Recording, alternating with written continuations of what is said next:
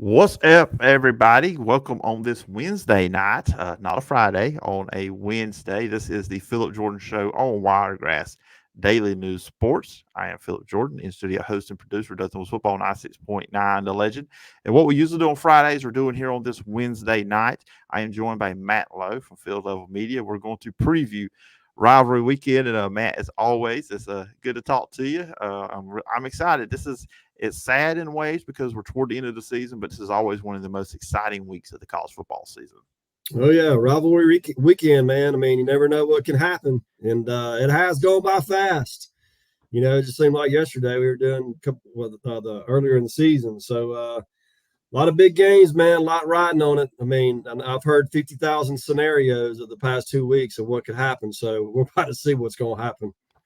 Yeah, absolutely. So we'll have our turkey on Thursday tomorrow, and then we'll get ready for the egg bowl on Thursday night. Before we jump into that, Matt, I like asking people this on this week. What's going to be your go-to dish tomorrow? What are you most excited about devouring off of your plate on Thanksgiving? Well, I'm going to my mother and father-in-law's place, and they always have a great spread, man. I like the turkey and giblet gravy, the dressing, turkey, and giblet gravy poured all over all of it. So that's what I like the most, man. I mean, I eat any of it. I like the field peas too, man. I'm a big peas guy. I always look forward to like the dressing. The dressing is one of my Yes. favorite things to go to. And the dessert table. I mean, I like the ham and the turkey. I'll eat both of them. I'm not one of those that is either or on that. I like both of them, but at the dessert table, give me some sweet potato pie, some pumpkin pie, pecan pie, either one. I'm ready to go. So that's Also, always I also like English bean casserole. okay. Never had That's that good. one. That's good stuff. Okay. I need to anybody out there that knows me locally that can make that. Hit your boy up. I like to try it. Outstanding. Now let's look back, to the football stuff. Week 12, looking back at last week, we were kind of talking about some stuff off the air with Auburn, what happened with them this past week. We talked about last week when we did this. This is kind of like was supposed to be in a slow weekend of college football. Not a lot of great matchups, but look, we should know better. Something always interesting happens in college football every single week. I've kind of talked about this stuff throughout the week, but just kind of looking back at last week, some standouts for you. Well, I mean, Bo Nix. I mean, 6 touchdown pass is pretty good. Then Jaden McDaniels, he puts on a show too. So I mean, I tell you what, there's a lot of good quarterbacks around the country this year, and NFL executives are going to have a fun time trying to pick which one they want, especially the guys higher in the draft. So yeah, I mean, the Auburn game, that was a stunner. I don't think anybody saw that happen. Kind of took a little luster off the Iron Bowl, but we'll get more into that when we break down that game. But I mean, everything kind of played out the way we thought it would. And like I said, now it's the time we're getting to the nitty gritty and a lot of good football matchups. And I think this thing's going to settle itself out. Yeah, it is. It is. I was listening to somebody the other day. I forget what show I was listening to, and I got to thinking, and I agreed. We haven't really had a like shake up Saturday this season like we normally do. We haven't had one that kind of like resets everything. Okay, a bunch of teams that were contenders got beat, which I got to figure stuff out. It's kind of like I don't know. It's kind of been like a chalk season, pretty much. It has. And, which Ohio State and Michigan, somebody's going to lose that game. I think Florida has a shot at Florida State. I mean, now that which both backup quarterbacks are going, what a man, that was sad about Jordan Horrible. Travis, man. I hated that for him. He's a great kid and great player, and I hated to see that. That was a tough injury, man. And Mhm. but yeah, I mean, it's you know, we can all talk about these scenarios and this scenarios, but until these guys actually get on the field and play each other, and you got conference championship games too. I mean, somebody's going to lose in those. So, and I don't know the criteria of the college football playoff committee. I think they're putting a lot of stock in Oregon. I mean, I think Oregon's a good team, but it goes back to me with Oregon. If Dan Lanning would have kicked 2 field goals, they would be undefeated. So I don't know. I mean you're going to keep a one-loss Georgia team out of the playoff Mhm. if Alabama beats them. I mean, I don't know. They're playing in the best league, man. I mean, So I don't know. It's somebody's going to have some tough decisions to make. I think if certain things play out the way they're supposed to. Yeah, and the other thing too, now you mentioned with Florida State and Jordan Travis. Now, me and you don't talk a lot about the rankings when we do this. We just look at the games, but they did put Florida State at 5, which you can also look at Washington, who they beat, and their schedule is, they beat more ranked teams than Florida State has. But I'm also kind of worried and concerned: are they punishing Florida State because Jordan Travis is not there? Because my opinion is, if they beat Florida and then they beat a really good Louisville team in the ACC championship game, that team deserves to be in the playoff because and we'll get into more Florida State later when we talk about the Florida State game. But I just hope the committee is not punishing Florida State too much for the Jordan Travis injury. Yeah, I mean, weren't they 4 last week? I think they were number Yeah. 4 last week, and so they Yeah. dropped. I think this is the sole reason because they lost their quarterbacks why they dropped. I mean, and Oregon was also very impressive on the road as well. But yeah, I mean, we'll see how it shakes out. Now, if Florida beats them this weekend, it's over. Yeah. But and that's the case for a couple of teams. And Texas, they might have their hands full with Texas Tech. I mean, Texas Tech's playing well, so still a lot to shake out. Yeah, so let's jump to the games. We're going to start off with Thursday night. If we're still not if we're not in a food coma, by the time 6:30 rolls around on Thursday night, the Egg Bowl. This is one of the most underappreciated rivalries I think in college football. Now, of course, both me and Matt, we're in the state of Alabama. I think we have a little bit of an idea the hatred and the intensity of the Egg Bowl, but I think a lot of people around the country do not. But number 12, Ole Miss at 9-2, they'll be at Mississippi State, who's 5-6. They got Will Rogers back last week, so that's a big part of this too. 6:30 ESPN. Ole Miss is listed as a 10-point favorite. The over/under is 54.5 points. Will Rogers being back, but they weren't always great before he was injured. He's the shoulder deal with him. He can't be like 100% of what he is, but I don't know. It just feels like this is going to be an uphill climb for Mississippi State.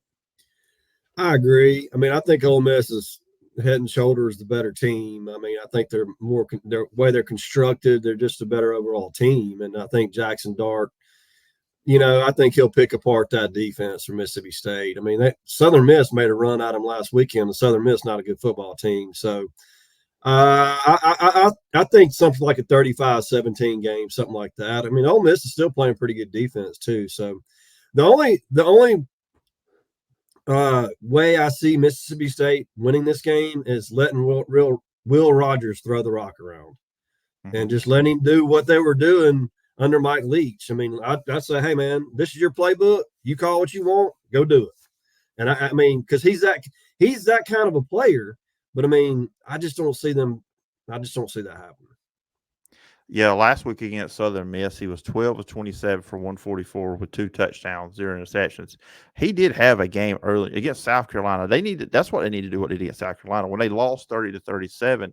He was 30 of 48 for 487 and 1 touchdown. But that was kind of like the only really time this season they really kind of let him be the air raid, the Mike Leach version of Will Rogers. And of course, Arnett's gone. Greg Knox is there. I mean, hey, look, it's the last game. They got to get, if they want to play another game, they have to win this game to get to 6 wins. My thing is just throw everything at Ole Miss. You got nothing to lose. And I like Ole Miss in the game too. No, and I heard something. I think it was on the Paul Finebaum show or something that Greg Knox is like 3-0 as an interim coach. Like everywhere he's undefeated as an interim coach. So, and he won again last week. So we'll see if he can keep it rolling. Yeah, this is the first time he's not following Dan Mullen. He did it the first time at Mississippi State when Dan Mullen left to go to Florida, and then when Dan Mullen got let go at Florida. So at least this time he's not the interim for Dan Mullen. But Ole Miss too. Look, you're 9-2. You got a chance at a 10-win season. You don't get that often with Ole Miss. Look, I think if they lost this game, Lane Kiffin's not going to lose his job, but there'd be some whispers and some pressure on him. So how did you lose this one to Mississippi State? Because like we said, heated rivalry. Yeah, I don't see that happening though. I mean, I don't think it's going to cost Lane his job. No, I don't either. I'm just saying, you know how. But that state, if he was to lose to this Mississippi State team as bad as it's been most of the year, Now Friday. Now I still, Matt, I'm 37. So I see Arkansas playing today after Thanksgiving. I still think they should be playing LSU, the battle for the Golden Boot. Oh yeah. That was always what I expected after Thanksgiving. But of course, the SEC, I guess they had to give Missouri a rival, so they're forcing this rivalry on us, and so you can get LSU and A&M in a rivalry on the last week of the season too. But number 9 Missouri 9-2, impressive victory last week. They beat Florida, come from behind. They're playing really well. Like I said, 9-2. They'll be at Arkansas, who got a win. They're 4-7. 3 o'clock on CBS on Friday. Missouri is a 9-point favorite, and the over/under is 55.5. I'll let you kind of start this one off. I kind of started off the last one. What's your thoughts on this one? Well, which Arkansas team's going to show up?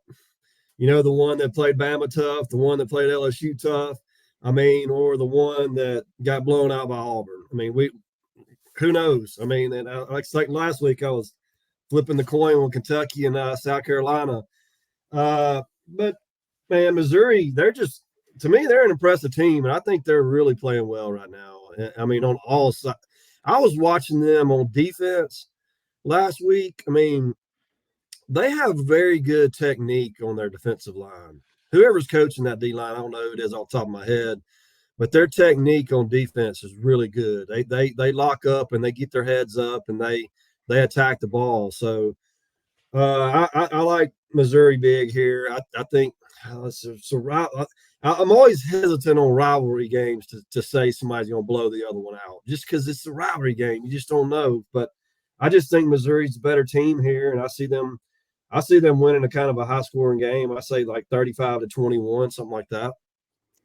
Yeah, I'm kind of in the same with you, about 31-17 or somewhere in there, because the Missouri offense is just hard to stop. And Arkansas defense has not been good this year. I mean, all the close games, I mean, they still haven't been good. When you've got Brady Cook, you got Cody Schrader at running back, who's played great all year, and Luther Burden, one of the best receivers, not just in the SEC, but college football overall. And they've got other good receivers too as well. I do wonder if it'll be kind of a shot in the arm for Arkansas with some momentum, knowing that their head coach is going to be back next year. That was reported early in the week that Sam Pittman would be back as the head coach next year. And look, KJ Jefferson's final game. I like Missouri too. I think Missouri's going to win this, get to 10-2, and that's big for Eli Drinkwitz to get a 10-win season. Because I think there was kind of some wonder: is this guy it? Because going into this year, they've never had more than 6 wins in his 3 years. But yeah, I'm going with Missouri. But I think Arkansas could be sneaky here. Yeah. I mean, they're capable, no doubt. I mean, it's like I said, which team's going to show up?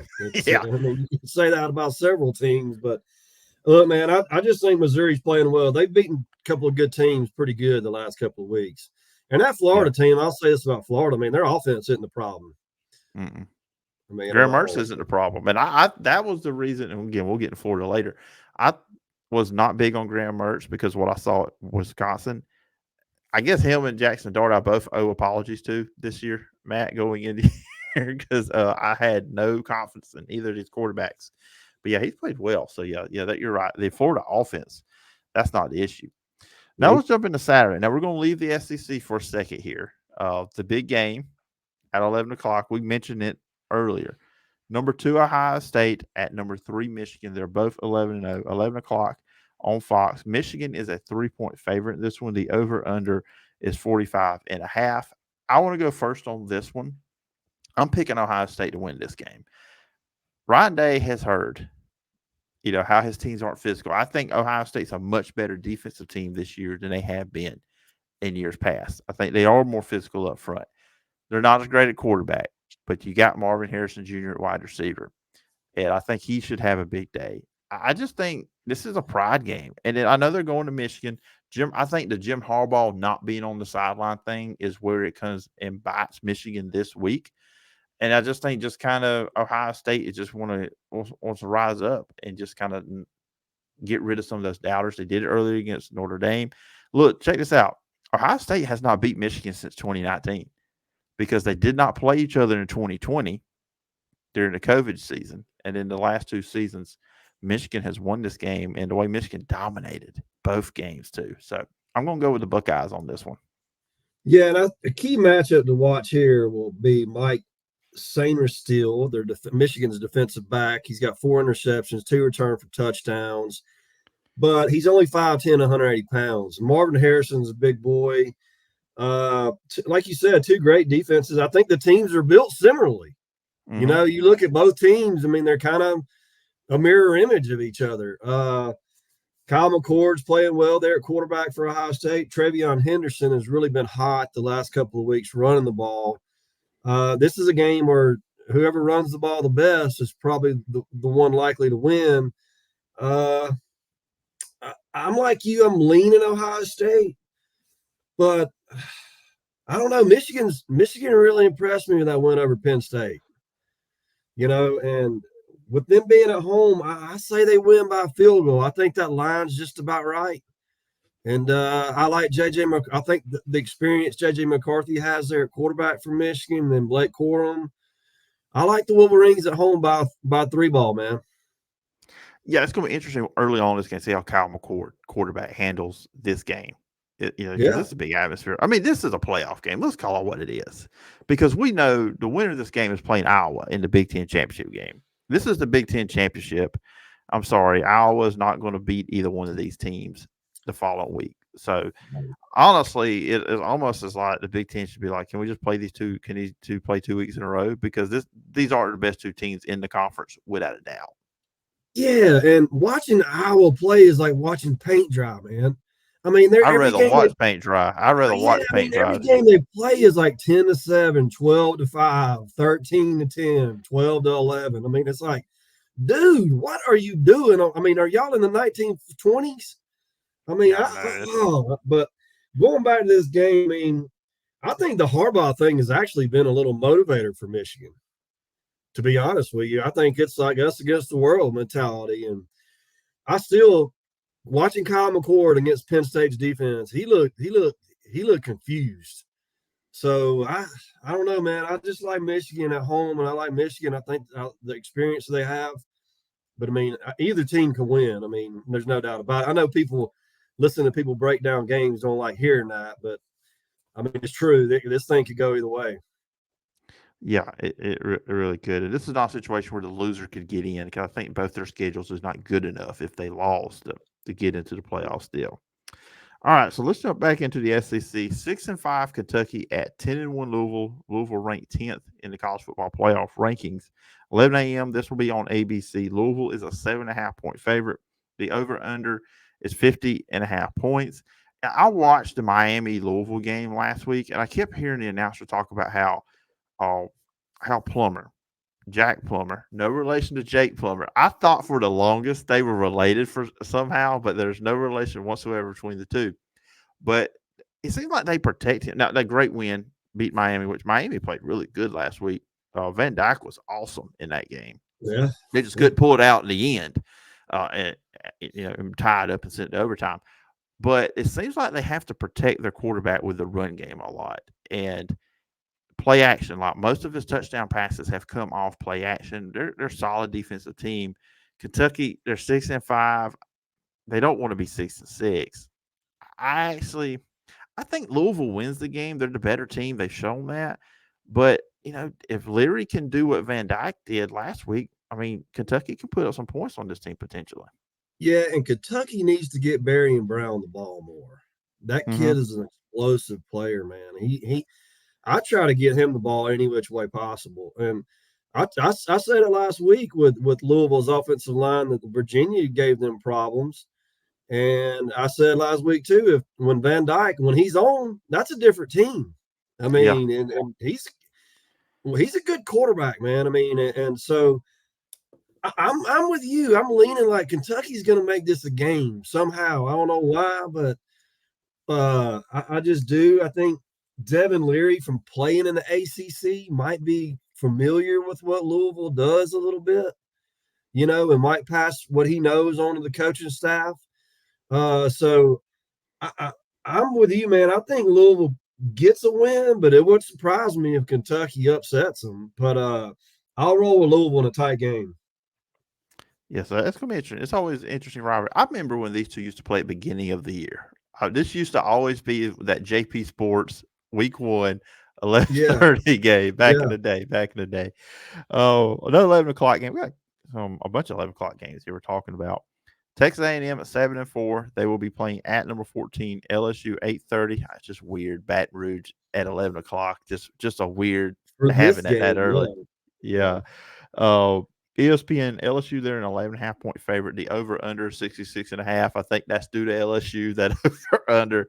Look, I think the thing is here, how many touchdowns is Jaden Daniels going to score? Because look, he doesn't play next week. LSU's not on championship Saturday.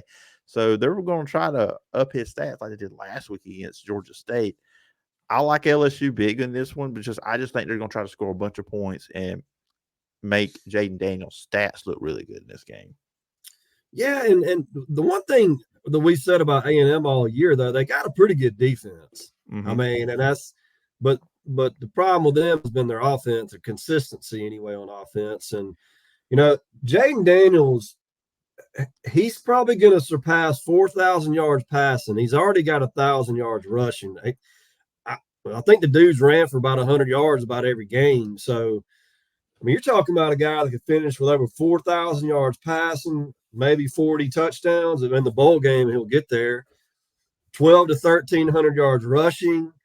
I mean, goodness, great. Hey, I think, man, yeah, I'm with you. I think he seals the Heisman up right here. Actually, I think he sealed it up last week. But, and you know, what for a couple of tight losses. And like I said, LSU's had trouble with problems with injuries all year to their defense, man. They've lost some really good players on that side of the ball. So you can't, that's tough to blame that side of the ball when that happens. But I like LSU here. I think this might be a little bit better game too, though, man. I mean, just because A&M's defense is pretty good. So I say LSU probably by about 2 touchdowns. Yeah, let's face it, LSU's defense isn't good. So, No. I mean, teams have moved the ball on them that probably haven't done as great against other teams too. Yeah, Jaden Daniels is second in the SEC at rushing. The one that's ahead of him is Cody Schrader with almost 1,300, and Jaden Daniels has a little over 1,000 yards rushing. So, not always used to seeing a quarterback doing that in the SEC, but No, he's doing it. incredible, man. I mean, just an incredible player, man. I mean, and I hate to see get hurt against Alabama, man. That could have been another win for him potentially. But yeah, man, just an electrifying player. Absolutely. So next up, we're going to jump into the Sun Belt. Of course, down here in Wiregrass, we're really, really close to Detroit. So Detroit Trojans at 9-2 will be at Southern Miss, who is 3-8. You mentioned earlier they're not a good football team when they played Mississippi State last week. This is 11 o'clock on ESPNU. Troy's a 16.5 point favorite. The over/under is 47.5. My only thing here is Troy don't be looking ahead to the Sun Belt Championship game, which is next week. A win here should lock up hosting the game. Coastal Carolina will be playing James Madison that day. Of course, James Madison can't play in the Sun Belt Championship game. How do you see this one going? It seems like this should be an easy one for Troy. Well, Southern Miss has a freshman quarterback. I think his name's Ethan Crawford. He's been playing a little bit more for them. And the only reason I know this was because I did the preview and recap for this. I covered this game for field level, and he's pretty good, man. I mean, and the coach was wary about playing him because he would lose a red shirt year.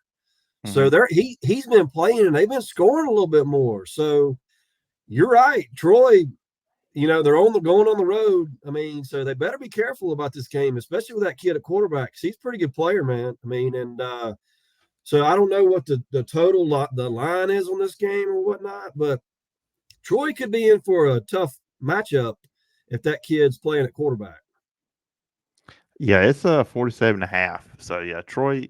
And look, they had an interesting game with Louisiana Lafayette. Well, with Lafayette last week, Louisiana. I just butchered their name to pieces, but luckily, hoping no one from over there will hear me say that. But it was 31-24. Troy had to pull one out. And there was a couple weeks ago. We talked about this with Louisiana.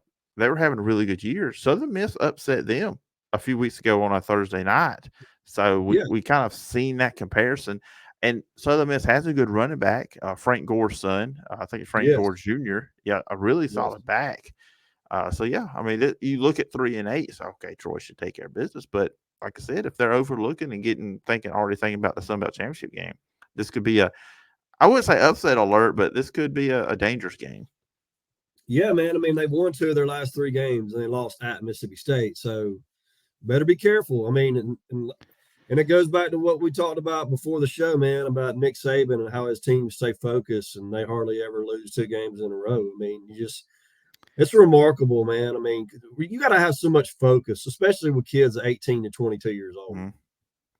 Yeah, and I'm just gonna throw this out there. I don't think his name is hot for any of these openings, but John Summerall's name has been thrown around as potential candidate for some of the job openings out there too. Mississippi State, Yeah. I think, was one of them. So just kind of that rat poison that Nick Saban's always talking about.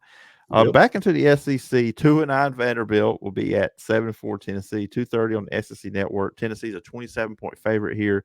The over under is 57.5. I'm pretty sure we're both picking Tennessee here. They should roll. I agree. Totally agree. I mean, and another pretty decent season for Josh Heupel in a kind of a rebuilding year. But yeah, Tennessee rolls big here. Oh, that's a big line of 4 touchdowns. I mean, I definitely think points will be scored. Yeah, and kind of really disappointing year for Vanderbilt. You know, this team went 5-7 last year, had upset wins over Kentucky and Florida. You kind of felt like maybe Clark Lee had them going right direction. Injuries at quarterback, defensively, they just weren't good. Look, we know we don't have the athletes, but I think a lot of people may be hoping maybe Vanderbilt could just get that one more win this year, get to 6-6, and maybe it's a bowl game. But going 2-9 is definitely a step backwards for them. Yeah, and I think their problem has been is defense. You Mm-hmm. know, I mean, and that's here's the thing, man. If you got a poor program, you know, I'd much rather have a strong defense than a strong offense. I mean, of course, offense wins games nowadays too, but at least defense can keep you in the game. Yeah, and you just never know. In college, turnovers and stuff like that, you never know Yeah, how it could go. yeah. This next one, number 1 Georgia, of course, 11-0. They will be at Georgia Tech, 6-5. Nice little season there for Georgia Tech. I think they're showing improvement under head coach Brett Key. Haynes King at quarterback has been solid for them this year. This is 6:30 ABC. Georgia's a 24-point favorite. Over under is 59.5. Matt, any way Georgia Tech makes this a game? I don't think so. I mean, I just don't. I mean, everything's on the line now for Georgia, you know, and Kirby's kind of like Nick Saban. I mean, he learned under him, and so he knows. Hey, man, he knows how to keep his team focused on what they got to do and their experience. So I don't. I mean, hey, like you said, with Key though, he's done a heck of a job with this Georgia Tech program, and there's no reason Georgia Tech shouldn't be good. The one thing that holds them back a little bit is you got to be so smart to get into school. So, I think Georgia rolls here pretty big. I do too. I do too. I remember when this was one of the better rivalries too, but it really, it is a rivalry, but it really isn't because Georgia just wins and dominate every year.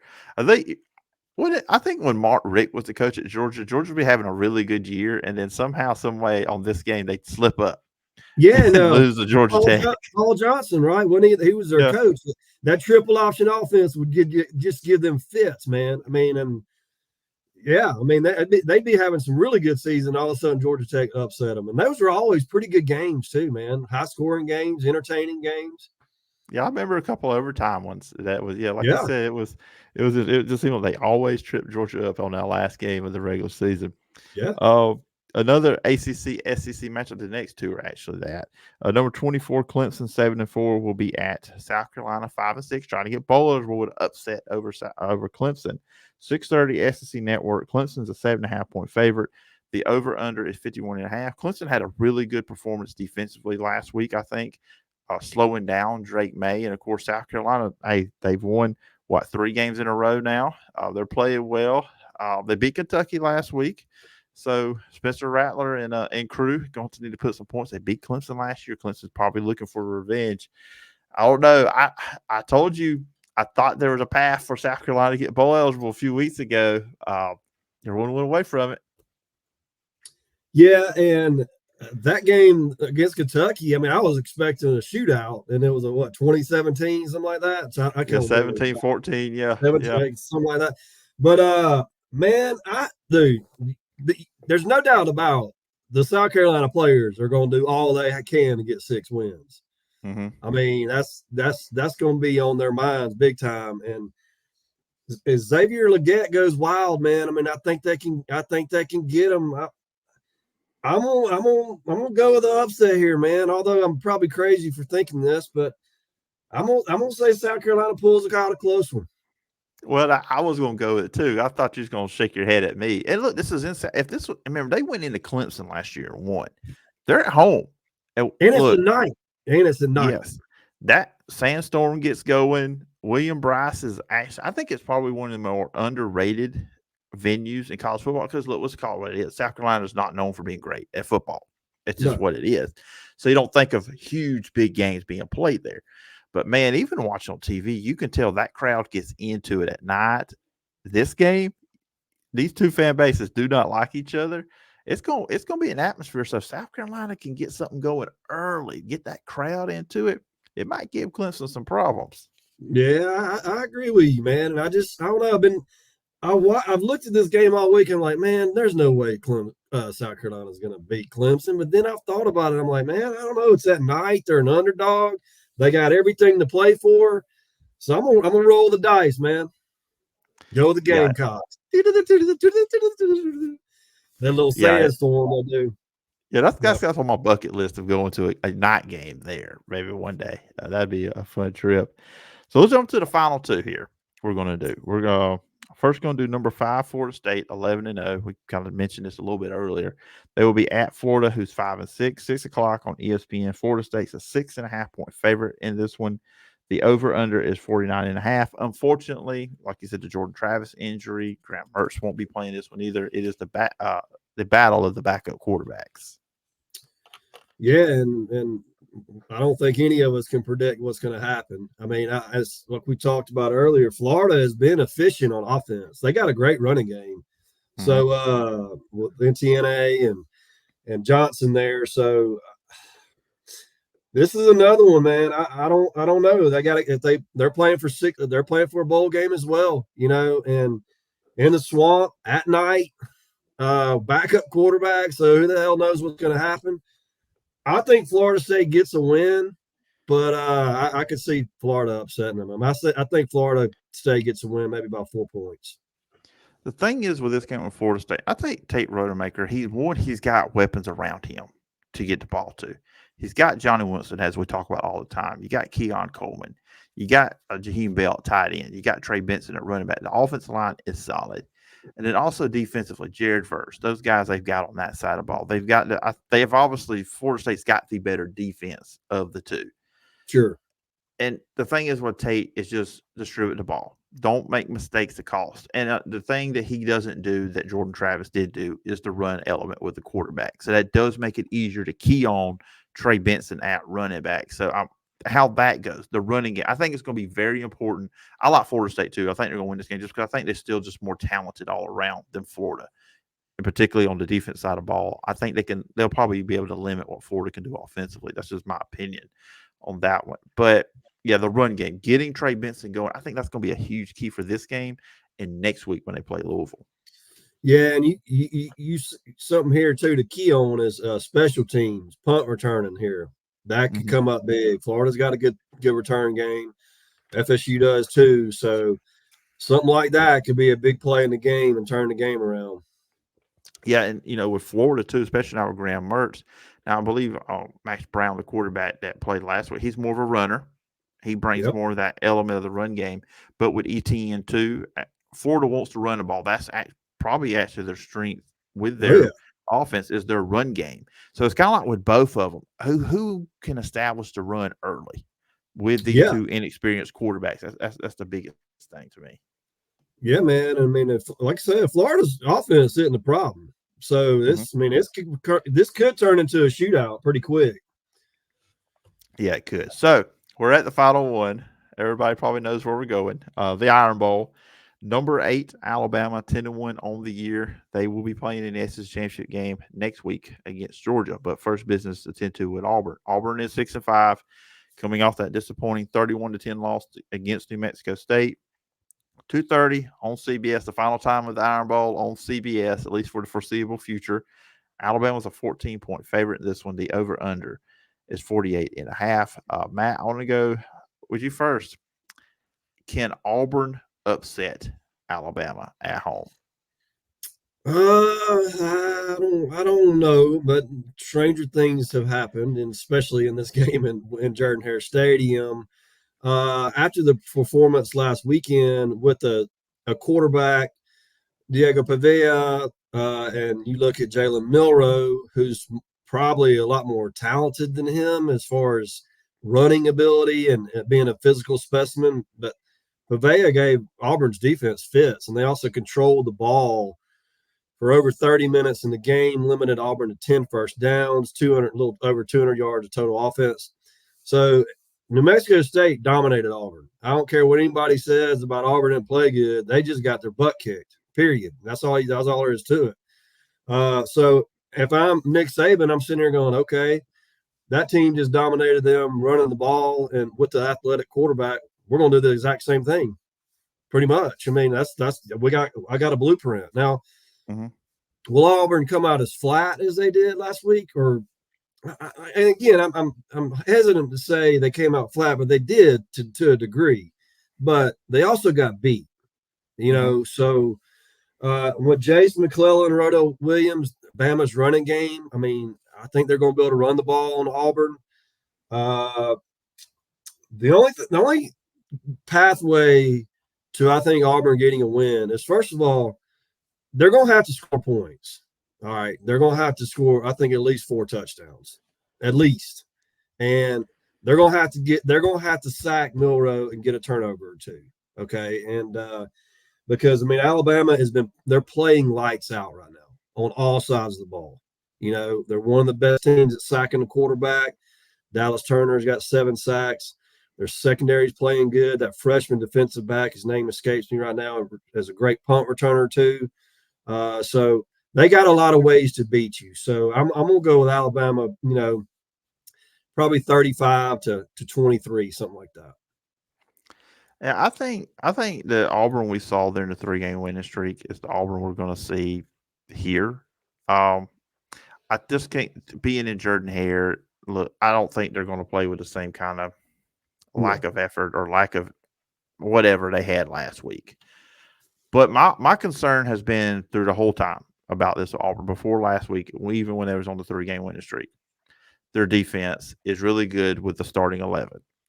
But once you get past those 11 players, they have no depth there. I mean, so they get tired, they get worn down. I feel like that's what's going to happen. I'm kind of with you on the score. I think Alabama's going to win this thing, not by 14, but by probably about 10 points, like maybe a 35-24, kind of like what you said in there. But I think Auburn makes this thing interesting for like 2.5 quarters, but maybe second half of the third quarter, Alabama pulls away. They're going to have to get pressure on Milroe. In most Alabama games this year, he gets sacked about 4 or 5 times. Auburn's going to have to do that, and they're just going to hope that Jalen Milroe falls back into some of his old habits of just throwing the ball up and get some interceptions, because Auburn is good at picking off the quarterback. Jalen Simpson is tied for second in the SEC. He has 4 interceptions on the year. DJ James has played well at times. Nehemiah Pritchett. They've got players on defense, I think, that can help them. And then Peyton Thorne and offense are just going to have to make plays. You're right. They got to score points, but the defense is going to do a lot in this game just to keep it where the offense can stay in it. Yeah, and I also think, like, if Auburn gets into a 4th and 1 or 4th and 2 early in the game in their own territory, punt the ball. Auburn has got Oscar Chapman is a tremendous punter. Mm-hmm. I mean, he's got a big leg. Well, they're kicking. McPherson's a great kicker too. So I just don't give. You can't give Alabama any momentum as far as that. I mean, stay in the game with them. Keep punching for punch with them. I mean, and look, man, we both know. I mean, they're tough to beat in that stadium. That's Georgia. And Nick Saban knows that better than anybody. Yes. I mean, he knows. I mean, and look, man, Alabama's defense has been scored on a little, but I think Peyton Thorne, I mean, he's the key too. I mean, how well he plays. I mean, and Auburn's just been so inconsistent on offense. You just don't know. They're kind of like Arkansas. You don't know how they're going to play, but yeah, man, depth is also a big issue with the Tigers. Yeah, and then obviously the last thing too on with the Auburn side of things, look, Alabama in the deep in the secondary, you got to prevent the deep pass because that's what Alabama wants to do. They want to hit the receivers deep. That's what Jalen Milroe is good at. So you got to stop that too. But Alabama's going to look to do that because that's part of their offense and lean on the running game. But for Auburn too, Jarquez Hunter, you got to get him going somehow. He was playing so well before last week, and then the fact is, what Peyton Thorne had 17 carries and he had 8.